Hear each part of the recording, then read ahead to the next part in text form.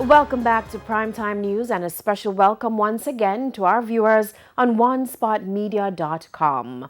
Up first this evening, stronger measures are coming to contain the spread of COVID-19 in Jamaica. That's the word from Prime Minister Andrew Holness 4 days before the current COVID-19 measures expire. Now, Mr. Holness made his contribution to the budget debate today, where he also responded to criticisms from the opposition. Vashon Brown is covering the debate and now joins us live. Vashon? Thank you so much, Janella. Well, it is the day Jamaica saw another record in its COVID-19 fight. Close to 400 people in hospital for the disease. Now, the Ministry of Health in its daily COVID-19 clinical management summary said 398 persons are now hospitalized. The current measures to limit the spread of COVID-19 end on March 22.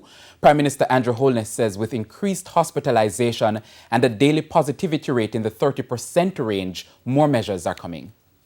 I will be announcing a new set of stronger measures designed to protect our healthcare system and save lives in the short term, which eventually protects and preserves our economy and livelihoods in the long term. In fact, Mr. Holness says hospitalization now exceeds the beds available by as much as 15% in some instances. Now, the local government minister, Desmond McKenzie, today tabled amendments to the Disaster Risk Management Act. The changes will pave the way for the implementation of the new ticketing system for enforcement of COVID-19 prevention measures like mask wearing. The government is prepared to have the bill reviewed by a joint select committee over the weekend and debate and pass the bill next week if the opposition is willing. This would make the new measures more effective if we have this amendment in place. Now, COVID-19 aside, the opposition last week recommended that the government add another $21.5 billion to the budget by reducing the primary surplus balance. This, the opposition argued, would help Jamaicans who are feeling the economic impact of the COVID-19 pandemic. Today, the Prime Minister rejected that suggestion, arguing that it would push Jamaica back into a debt trap.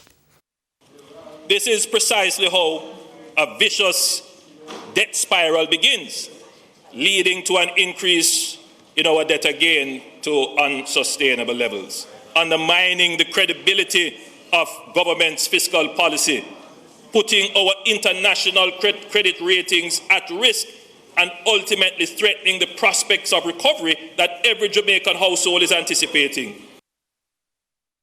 Another issue that came up during the budget debate relates to the Bank of Jamaica. The opposition leader on Tuesday slammed the government for using money from the BOJ profits to fund the budget. Mark Golding argued that the BOJ achieved some of its profit through the currency losing value, which he accused the government of treating as an indirect tax. Between 1989 and 2007, the Jamaican dollar went from $5.51 to $70.41 to a US dollar, a 1,178% devaluation, representing an average devaluation rate of 15% yearly. This means that the Bank of Jamaica, during their time, would have had even greater foreign exchange gains during their time. The question then is, where are the dividends? Where is the profit? What are they doing?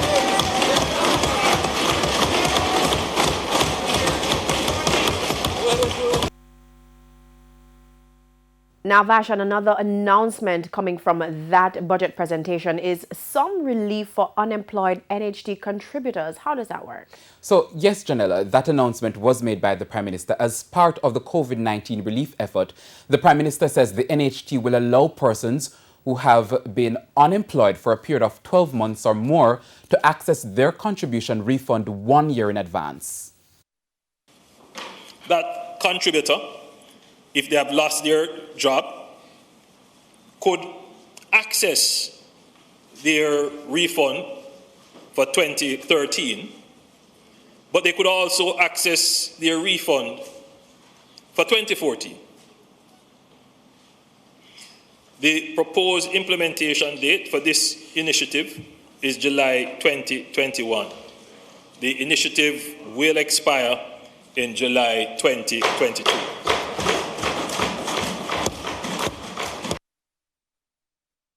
So, Janella, just one more step left in this budget debate process.